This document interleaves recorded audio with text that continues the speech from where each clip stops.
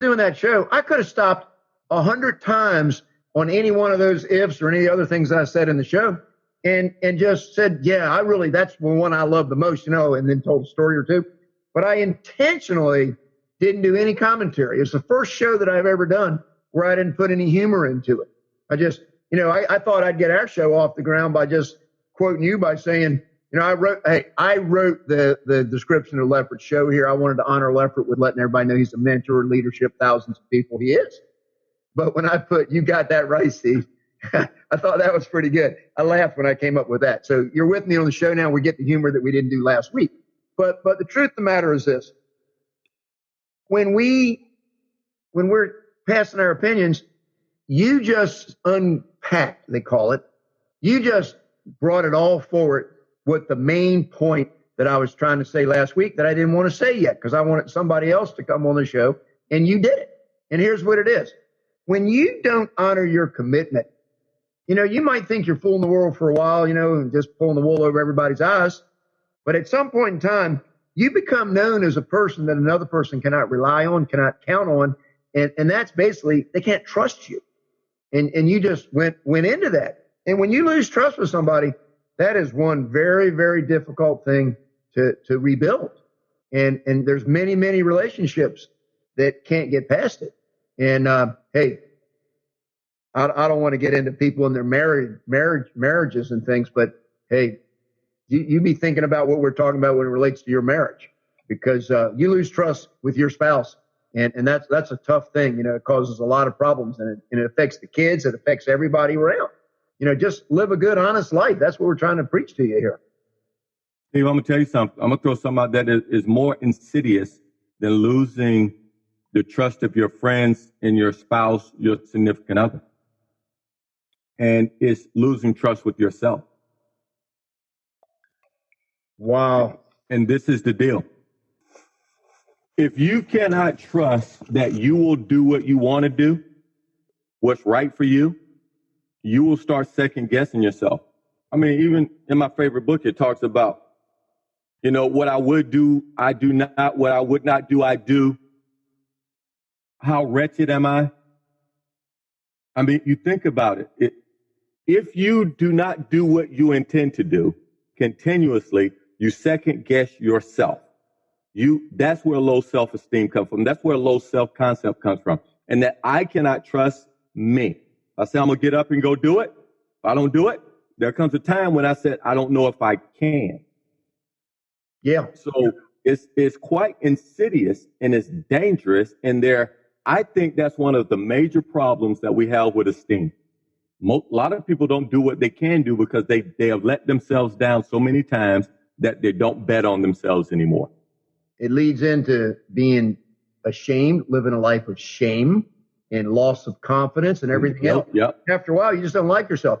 I want to give my wife a thank you and a compliment. When I was preparing for the show today, trying to think, so what aspects do I hope we can bring out with you on this show? Because I'm going to have this series where I bring in different people and they have different things that they might be able to really speak to. And I said, so what do you think? I mean, Lefford's into so many beautiful things, and he's got so much, he's got so much wisdom and whatever. And so Donna really said, well, Lefford, when I think about Lefford, he speaks a great deal in believing in yourself. So she had that one that you just spoke to. She said, knowing your own truth. Lefford speaks to people have to know their own truth. Being honest with yourself. All those are the same, kind of said in a different way. But here's a good one. Now, this one's deep, Lefford. And you're gonna go for the rest of the show on this, I know, because you've spoken to it a lot. You have to believe in the people that believe in you. And what that means, the way Donna wanted me to bring it out with you today, is if you've got somebody that is going to be mentoring you, somebody you look up to, you got to trust that they're being honest with you, because when they tell you, Lefford, I see something good in you, you don't see it in yourself yet, but I know it's in there, and we're going to help you bring that out, Lefford, because, these negative thoughts you got about yourself, you need to let them go, Lefford, because that may be who you think you are, but that's not who I know that you are. Now, your sergeant that was your mentor when you first got into the Air Force, what was sergeant?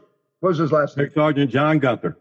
Oh, John Gunther. Yeah, I'm sorry that I didn't have that committed to memory, but I know the John Gunther's advice that he gave you and what he did for you. I mean, hey, you were ready to quit.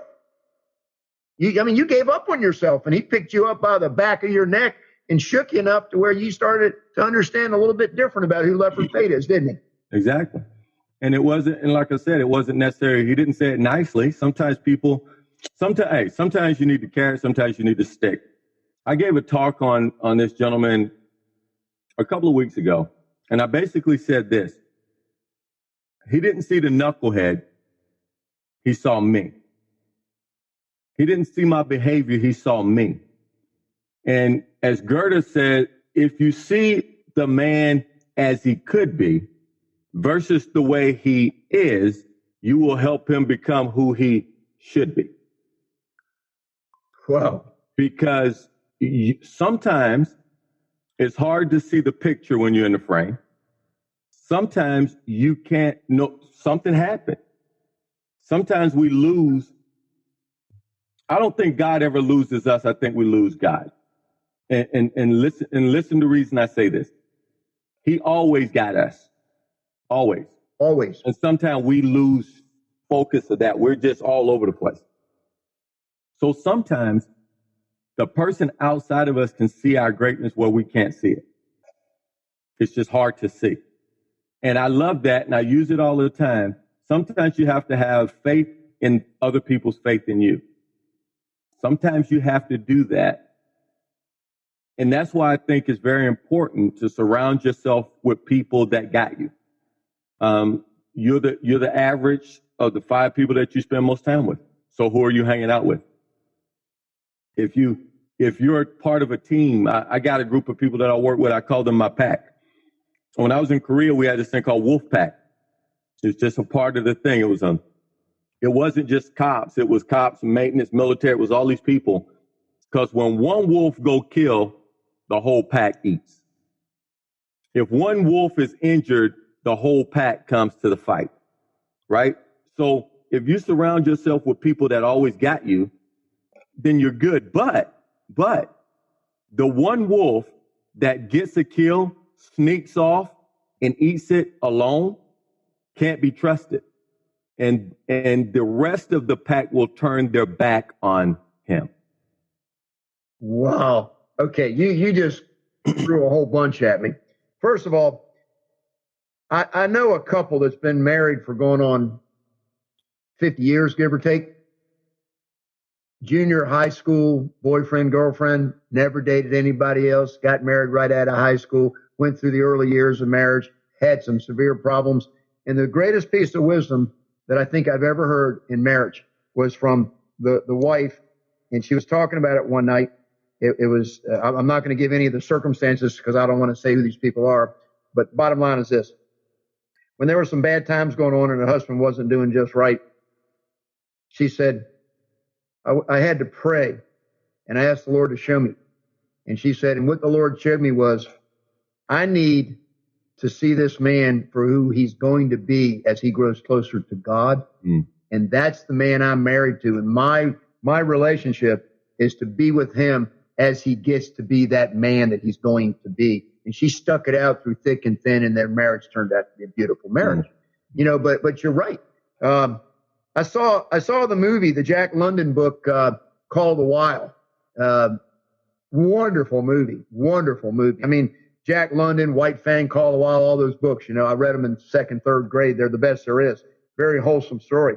But yeah, the lead dog on the sleigh when they were up in Alaska, he did all the wrong things. He ate the food by himself, took it from the others, and that pack of those dogs that were pulling that sled, they didn't want to be with him anymore. And then when that wolf leader, that dog rather of the pack, when he turned on Buck, the Saint Bernard that became a wolf by the end. I mean, that's the storyline there. He goes back to his true nature, the call of the wild. He came back into the wild.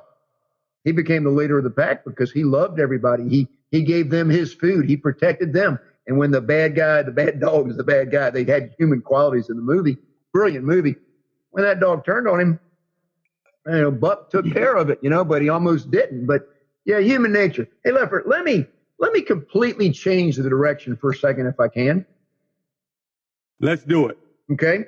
Well, Lefford, there's one thing that I'd like to bring out in this conversation with you as it relates to helping people become more successful.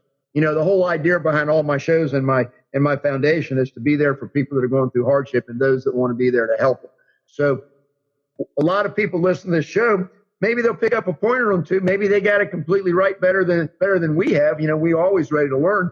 But, you know, we're not here just for those that are going through hardship. We're here for those that are praying for others that want to be able to help other people as well and whatever. Well, here's kind of what it is. A lot of people aren't successful in their life because of the character traits that they have that we're talking about, where they're not honest all the time. They make a lot of excuses and, you know, they're kind of grousing and complaining and it's somebody else's fault, etc. Had I got into my humor on last week's show, I'm going to give it right now. When I was talking about all these excuses, the most fun I've ever had in a prison, when I asked the question, I want a spontaneous answer, write it down. Everybody listen, write it down right now real quick. You don't have to really, but just think it real quick. What are the 5 things that cause the most stress in your life?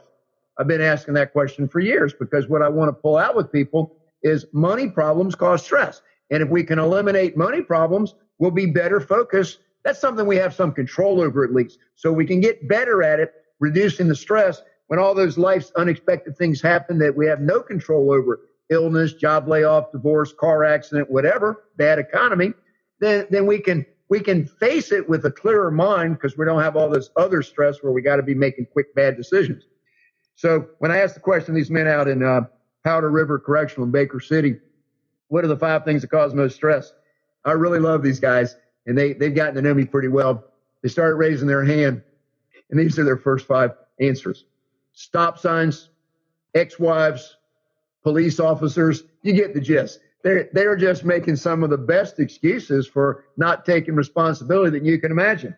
But we had a beautiful time together. Well, Lefford, a lot of people don't like people that are trying to help them become successful monetarily.